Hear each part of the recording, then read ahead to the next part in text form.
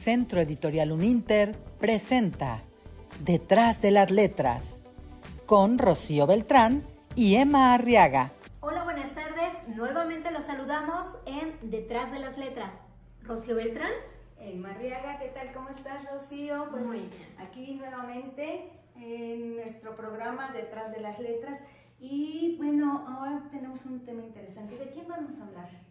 Muy interesante. Hoy vamos a hablar de la novela de Frankenstein o El moderno Prometeo, como se llama. Interesante, ¿verdad? Entonces, esperamos despertar con esto la curiosidad de los que nos escuchan y que vayan a leer como la obra de Frankenstein. Claro, motivarlos, porque eso es lo que reditúa muchísimo. Es lo que busca el centro editorial, Sí, como claro. esa curiosidad en leer esta obra que presentamos. Y bueno, no podemos hablar de Frankenstein sin hablar de su autora. Claro, por supuesto. Mary Shelley. Uh-huh. Porque además la vida de Mary Shelley es como para escribir una novela aparte. Gigantesca, pero a ver, ya platicamos. Sí vamos a centrarnos en la obra, pero tenemos que hablar un poquito de la vida de esta mujer tan interesante.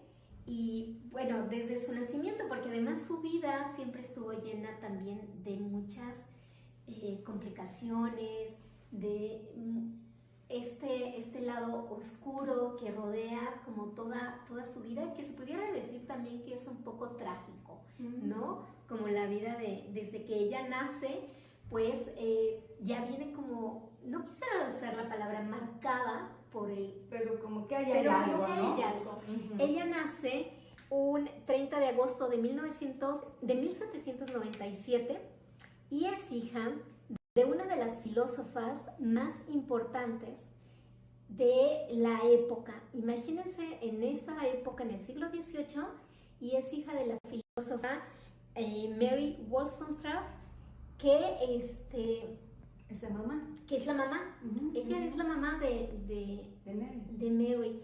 ¿Y por qué va a ser importante? Porque va a marcar la vida y el trabajo de Mary Shelley, ¿sí? En todo esto. Su mamá, como filósofa, pues le deja una herencia cultural muy importante. Es también hija de William Godwin, que también al momento te voy a contar. Al momento de nacer Mary Shelley, que en ese momento todavía no era Mary Shelley, era Mary Wollstonecraft. Sí, porque el Shelley es del Shelley esposo, es del ¿no? esposo, Sí, más tarde. Sí, entonces, su madre fallece unos días después de que ella nace. Ya, mira. Tiene complicaciones con el nacimiento, tiene por ahí una infección y muere unos días después Era muy característico de esas épocas, nace. Uh-huh. ¿Sí? Entonces, pues desde ahí Mary Shelley empieza su vida un poquito trágica al crecer sin una mamá. El papá, al verse con dos hijas, porque para esto ya tenía una media hermana anterior que tuvo fuera del matrimonio, y eso fue como un escándalo también. Entonces, imagínate en esa época tener una hija fuera del matrimonio, ser una mujer, ser una filósofa que está catalogada como rebelde, radical, reformista. O sea, tiene todo en contra. Tiene todo en contra.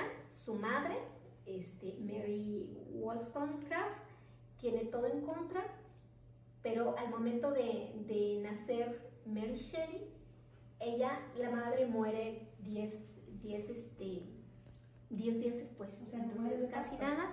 Entonces su padre se vuelve a casar con una viuda también, y esta mujer tiene ya hijos también, entonces ya son dos hijas también. Entonces la familia pues crece, pero siempre hubo Mary siempre notaba una preferencia de su madrastra por sus hijos, obviamente.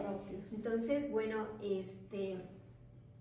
pero a pesar de eso, tuvo una educación para la época muy avanzada. Porque su padre, ¿no? Claro, porque su padre la educó con todos estos saberes de la filosofía griega, de los romanos. tenían un negocio. El padre de Mary Shelley tuvo un negocio de una editorial de libros, ¿sí? Y él escribía libros para niños. Entonces, bueno, desde ahí empezó su mundo en las letras. Y también, obviamente, el padre le hablaba de todo el trabajo de la mamá. Entonces, bueno, ya crece, le da una muy buena educación para la época muy avanzada, con institutrices, con diferentes saberes, diferentes idiomas, y la mandó también a estudiar a otros lugares. Por ejemplo, la manda al norte, de Londres a Irlanda, a Suecia, la manda a estudiar y a conocer diferentes lugares. Entonces de ahí ella se va empezando a despertar su imaginación. En Suecia estuvo y ahí empieza a despertar su imaginación sobre escribir. Ya más tarde ella regresa y pues bueno, obviamente de ahí pasa que conoce al que va a ser el gran amor de su vida, a Percy Shelley, que va a ser el gran amor de su vida. Para eso él era casado, pero aún así inician un romance que es muy mal visto, por supuesto, en esa época. Sin embargo, continúan con ese romance porque ella lo admira muchísimo. Bueno, él también es poeta, ¿no? Él es poeta. Él es poeta, y para la calidad intelectual de Mary, pues eso fue lo que hizo que se enamorara de él. Se enamoró de su intelecto. Por supuesto. Hermoso, entonces, hace que se enamora, pero él era casado. Eso hace que hasta incluso se enemiste con el padre de ella, de Mary, y que le impida, le prohíba verlo. Y pues bueno, ya sabes que cuando le prohíben a uno las cosas es cuando más quieres hacerla.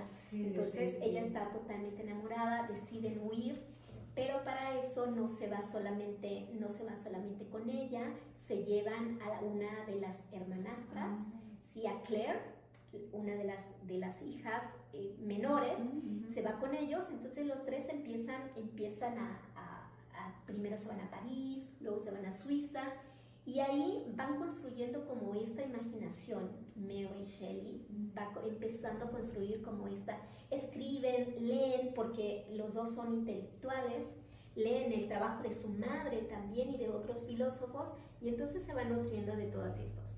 Para eso, Percy Shelley pues no tiene tantos recursos económicos, y llega un momento en que se les acaba el dinero y tienen que regresar a Londres. Y en ese momento Mary va embarazada. Pierde a su primer bebé de una manera trágica, pierde el primer bebé, pasa un rato y queda embarazada, y después hay una tragedia en el resto. Entonces, después de haber perdido a su bebé, al poco tiempo vuelve a quedar embarazada de su segundo hijo. Y bueno, de ahí viene todavía la tragedia. ¿Verdad? Sí. Bueno, tiene a su segundo hijo,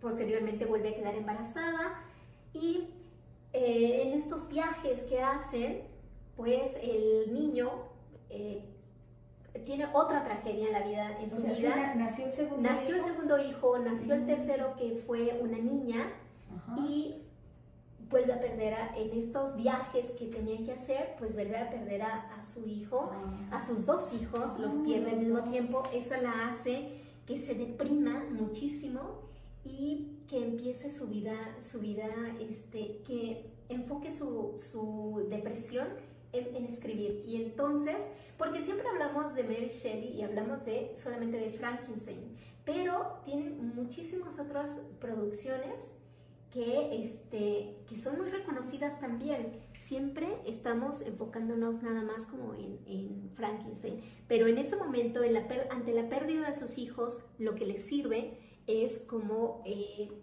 su inspiración. Sí, claro. Sacar y escribe una novela histórica que se llama Valperga y un drama romántico que se llama Matilda. Entonces ahí empieza como esto.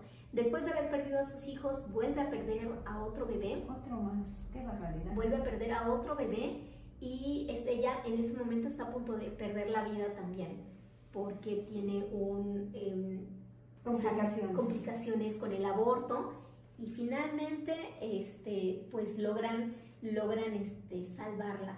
Pero ahí tiene mucho que ver la ciencia, porque en ese momento había como estos experimentos para salvar a las personas o resucitarlas, como por ejemplo lo que ahora sería como una resucitación de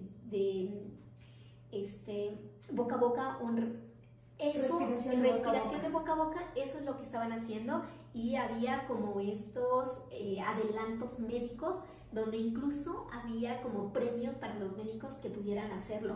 Entonces eso es muy interesante, esa parte, porque ella logra reponerse ante la pérdida de su cuarto hijo en este momento. Bien. Vuelve a tener otro hijo, y esta vez el hijo sobrevive. Parece que ya bien. Sí, sobrevive, y a este hijo lo llama Pierce, como su padre, Florence, y es el hijo que va a acompañarla más adelante. Entonces, bueno, pero esa es otra historia con esta mujer tan fantástica, ¿verdad? Qué interesante vida. Bueno, pero mira, yo lo que quiero es que nos centremos en una fecha, año de 1816. Hoy, en este año, en febrero, se cumplieron los 204 años de la creación de la novela de Frankenstein. Este año es muy interesante y muy de llamar mucho la atención, porque ahorita que nos acabas de platicar la vida trágica de Mary, pues ahora vamos a ver cómo que la tragedia la perseguía, o cosas diferentes, cosas fuera de lo común, pudiéramos decir. Pues resulta que este año de 1816 es conocido como el año sin verano. Para empezar, es un año bisiesto. Entonces ahí como que ya hay una cierta situación, ¿verdad? Dicen que en los años bisiestos luego de repente no pasan cosas tan normales, ¿verdad? Sí, ya trae la marca también. Exacto, por eso te digo que como que se combina todo. No, es que todo alrededor de esta mujer tan fantástica es, no sé, está lleno de situaciones. Bueno, pues entonces resulta que en 1816, el año sin verano, se creó un conflicto por cambio climático. ¿Te suena? Sí, me suena, porque ¿verdad? Tiene muchísima relación con lo que va a pasar en el nacimiento de su novela. Y además con lo que estamos viviendo hoy en día también. Bueno, pues resulta que es un año en donde se crea un cambio climático, no hay verano, lo cual quiere decir que no, ya ves que los europeos gozan mucho del verano, pues entonces no lo hay, y entonces es un año sombrío, lúgubre, que llueve mucho y sobre todo hace mucho frío. De hecho, en algunos textos se le conoce como la quinta glaciación. Sí, o verano de oscuridad, ¿no? Sí. Oscuridad. Bien, este fenómeno se debió a que hizo una erupción un volcán, un volcán que se llama Tambora. Fíjate qué chistoso nombre, bueno, a mí se me hizo simpático. Está en Indonesia. Bueno, pues además, a consecuencia del volcán que hizo erupción y se ve que fue muy fuerte, hay un terremoto, se va a dar una réplica en el Océano Atlántico. Y ahí, a este terremoto de 8.5 grados va a crear un gran tsunami. Entonces está marcado por estas tragedias, ¿no? El temblor, el tsunami, el cambio climático, no hay sol, frío, tremendo. Y ese es el momento en el cual se conjugó prácticamente todo para que ella se sentara a escribir. Para que naciera su novela. O El moderno Prometeo. O El moderno Prometeo. Fíjate qué coincidencia tan interesante, tan padre también se podría decir, porque resulta que en todos estos viajes que hacían y se movían, pues la vida de Mary Shelley y de Percy Shelley, pues estuvo siempre rodeada de intelectuales, de filósofos, de escritores, de poetas. Entonces siempre se rodeaban de los intelectuales más grandes de la época. Y es Lord Byron, también famoso escritor, que en este momento no vamos a hablar de él, que los reúne en una casa de verano, cerca de un lago en Suiza.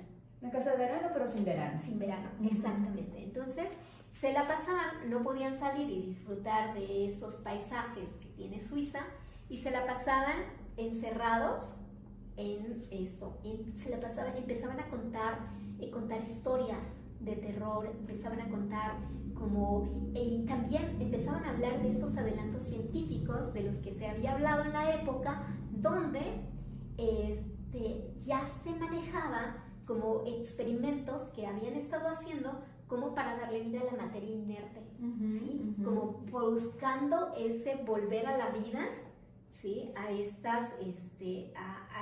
lo inerte, a lo muerto. Pero les vamos a contar en un momento, vamos a un corte en este momento y regresamos con el nacimiento de Frankenstein. Okay.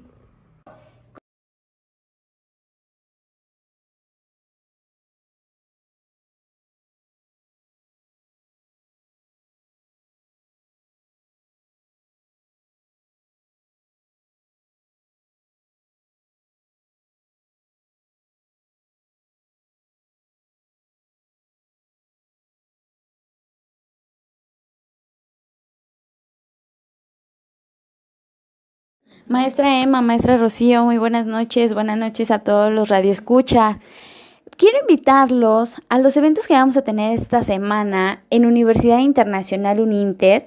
Como lo es el día viernes, vamos a tener una obra de teatro, esa se llama El Musical Siu. Es día viernes 22 de julio. En punto de las 7 de la noche.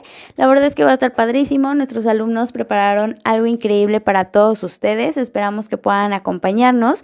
Pueden registrarse en nuestra página uninter.edu.mx/conferencias.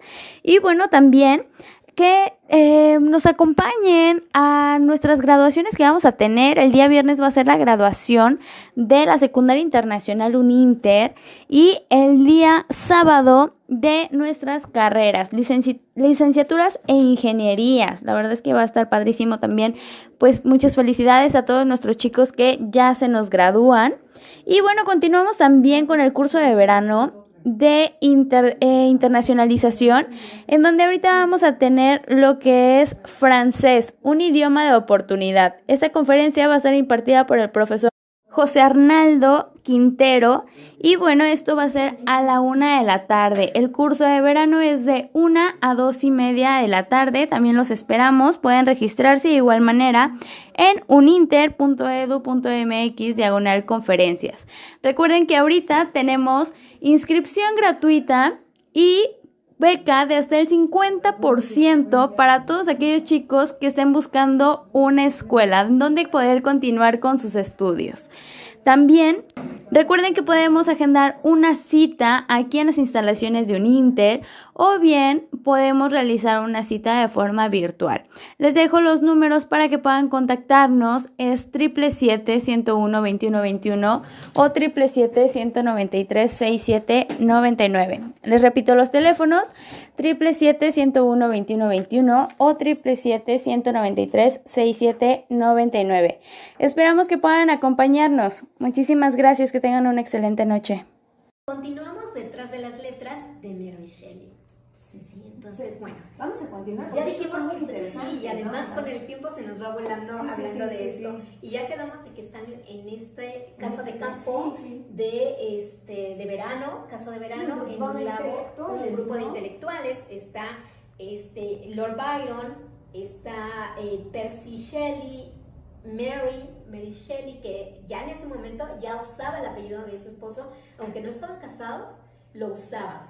Entonces, y también está John William Polidori, que ahorita vamos a ver qué es. Entonces, lo que hace Lord Byron es que los reta a escribir el más aterrador cuento o narración de terror, porque los reta. Entonces, a ver, ¿quién era capaz de escribir la mejor historia de terror? Muy interesante es que la novela de Frankenstein está catalogada como novela gótica dentro de este movimiento romántico, pero los historiadores y los críticos la han catalogado como la primera historia de ficción. De ciencia ficción. De ciencia ficción en la historia. Sí. Entonces, bueno, resulta que ahí no solamente nace Frankenstein en ese momento, sino que también nace la primera historia de vampiros, la que escribe John William Polidori, y es la primera historia de vampiros. Entonces podemos decir que ese año fue el nacimiento de Frankenstein en 1816, en este año tan trágico, pero la novela completa se publica hasta 1818. Exacto, exactamente. Bien, pues mira, hablando de lo que es novela científica, la ciencia, estamos en el siglo XVIII, es el siglo de la ilustración, es el siglo de la ciencia y se le conoce como la revolución científica porque es la época de los adelantos, de los inventos, en donde la humanidad se va dando las grandes sorpresas de un adelanto, de un invento y todo este tipo de cosas. Sin embargo, al mismo tiempo de que hay esta sorpresa y este asombro de la sociedad, entre la misma se va creando un estado de inquietud, de inconformidad, de angustia y preocupación ante esta visión del hombre que se está convirtiendo en científico, en este hombre todopoderoso, todo lo puedo, y casi un competidor ante la creación, un competidor ante el creador mismo. Pues justamente ahí tenemos como la historia, la trama de la historia, ¿sí? Del doctor Víctor Frankenstein, que crea de cadáveres, ¿sí? De restos humanos, trata de crear una vida, ¿sí? Fíjate, desafiando las reglas de la naturaleza. Y te digo, por eso la sociedad estaba tan angustiada, mortificada. ¿A dónde vamos a llegar? Sobre todo también hay que tener en cuenta que tenemos una época de mucha religiosidad, porque ha habido muchos conflictos con las cuestiones religiosas. Entonces los que son puritanos son muy puritanos, los que son cristianos son muy cristianos, y así sucesivamente. Entonces todo el mundo muy mortificado por esto, y todo también radica en que además, como bien lo acabas de mencionar, hay experimentos o científicos que se están preocupando por ver de qué manera devuelven al muerto a la vida. Fíjate qué interesante, ¿no? Y resulta que hay un doctor italiano físico cuyo nombre es Luigi Galvani. Interesantísimo, porque resulta que este doctor hacía experimentos con las ranas muertas y les daba, porque para esto ya se inventó la electricidad, esto hay que mencionarlo, ya tenemos electricidad. Entonces Galvani le aplicaba al cadáver de la rana, ahora sí que toques eléctricos, claro. Y se daba cuenta que muerta la rana brincoteaba y pues había reflejos, ¿no? Entonces él dice, no, pues con la energía se puede volver a la vida. Y luego les cortaba las patas a la pobre rana. Eso es lo que hace el doctor Frankenstein. Sí, exacto. Y porque vio el efecto que tenía un rayo. El rayo, porque déjame cualquier cuerpo. Fíjate, les cortaba las patas a las ranas, les aplicaba el toque eléctrico y pues las patas brincaban. Claro, entonces resulta que entre él y posteriormente Erasmus Darwin, no sé si te suena el apellido, sí, por supuesto, que es el abuelo de Charles Darwin. Bueno, este señor se entera de los experimentos de Luigi, y él entonces va a llevar a más adelante todavía el experimento, y entonces van por los cadáveres, los pone, les mete la electricidad, y entonces a eso él le llamaba la danza de los temblores, porque hacía bailar a los cadáveres aplicándole la electricidad. Entonces, obviamente por eso es que la sociedad, ahora, claro, tenía toda esa inquietud. Bueno, pues eso es lo mismo que está reflejado en la novela. Lo que hace el doctor Frankenstein, crea un hombre, trata de crear un hombre, pero al ver lo que crea, también siente este horror, se horroriza y lo abandona. Y ahí también nos está hablando de algo muy, muy interesante en esta novela, que es el rechazo del creador, ¿sí? El rechazo del creador, que lo podemos referir a dos cosas. Una, al mito de Prometeo, que de ahí viene su nombre, o a la referencia bíblica. ¿Sí? Sí, también ahí tiene que ver. También claro, ver, sí. Porque por ejemplo, en el mito de Prometeo, ¿qué es lo que pasa? Bueno, en el mito de Prometeo es un titán, para empezar, o sea, para más o menos explicarlo. Es un titán que ayudó a Zeus y a los grandes dioses creadores a conquistar el cielo. Y una vez que ya está conquistando el cielo, entonces estos dioses le dicen a Prometeo: hay que darle a todos los seres de la creación dones. Y empiezan a repartir los dones. Pero resulta que cuando llegan con el hombre, Prometeo se da cuenta que ya no tiene dones que darle al hombre. Entonces él dice: le voy a robar el fuego a Zeus. Y enfurece. Y entonces le roba el fuego a Zeus, pero espérame, le roba el fuego a Zeus, va y se lo entrega a los hombres, pero el entregarle el fuego a los hombres es el significado de darle el conocimiento de la vida al hombre. Eso es lo que significa el fuego de Prometeo. Obviamente Zeus, que era un rabioso, se enfurece tremendamente y es cuando maldice a Prometeo, manda plagas, dolor, pobreza, terriblemente, ¿sí? Y lo castiga para que día tras día tenía que, o sea, en un peñasco, el buitre le engullía los intestinos, en la noche se recuperaba y al otro día otra vez volvía. Y eso fue la venganza de Zeus. Sí, porque le dice: te atreviste a ser más que un dios. Entonces, de alguna manera, aquí Frankenstein, el doctor Frankenstein, se está atreviendo a ser más que un dios porque quiere crear vida. Entonces, realmente el mito de Prometeo lo refleja perfectamente bien, ¿verdad? Claro. Entonces, y podemos resumir o resaltar más bien estos conceptos importantes de de la creación, de crear, de desafiar las reglas de la naturaleza para obtener como ese conocimiento, ¿no? Para obtener el poder que te da el conocimiento, sí, claro. ¿Sí? Y otro, también la venganza, ¿sí? La venganza, porque también Frankenstein, la creación, Frankenstein, también al momento de verse rechazado, también busca venganza. Frankenstein no era en sí un ser nacido malo. No era malo. Sino que al ver el rechazo de toda la sociedad, pues también se volvió como...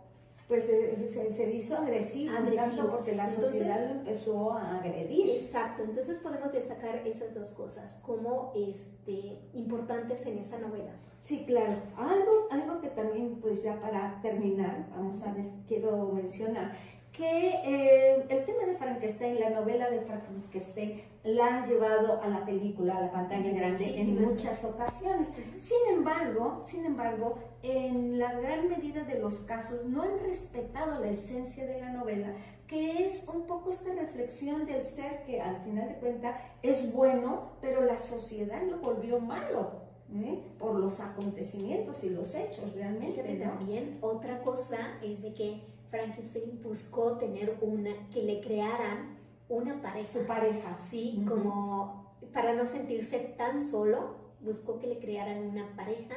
Al ver esto, el doctor Frankenstein, y pensar en lo que podía pasar, la destruye ante los ojos de su creación y esto lo enfurece también más. Entonces, hay como una razón del enojo. Sí, claro. Y entonces, pero te digo que en las películas, a este Frankenstein que tiene pues un sentimiento, porque tiene sentimientos al final de cuentas, no lo dibujan así y lo han hecho un monstruo maligno completamente, ¿no? Entonces ha habido una deformación muy grande. Creo que no nos alcanza como un programa para hablar de esta maravillosa novela. Tanto de la autora, tan interesante, como de porque además, fíjate, que habría mucho de análisis psicológico y filosófico.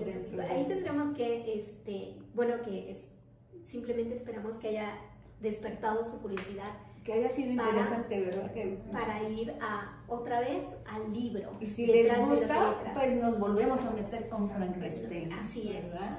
Pues un gusto, Emma, estar otra vez en este programa y esperamos que nos sigan en las redes sociales, que le den like y que se suscriban a nuestro canal, esperando también que nos motiven a hacer o nos desafíen a buscar una novela. Novelas, autores y historias interesantes. Algo que les gustaría. Que les guste y que les llame la atención. Y que quieran que hablemos. Claro, de un tema en especial, desafíenos y lo hacemos. Ay, pues Rocío, para mí también fue un placer. La historia de que nos has platicado me fascinó, me encantó. Y pues igual yo también los invito a que nos sigan, nos vean, porque el hecho de que ustedes nos hagan ciertas sugerencias yo creo que nos va a motivar muchísimo. Claro que sí, y lo va a hacer mucho más interesante.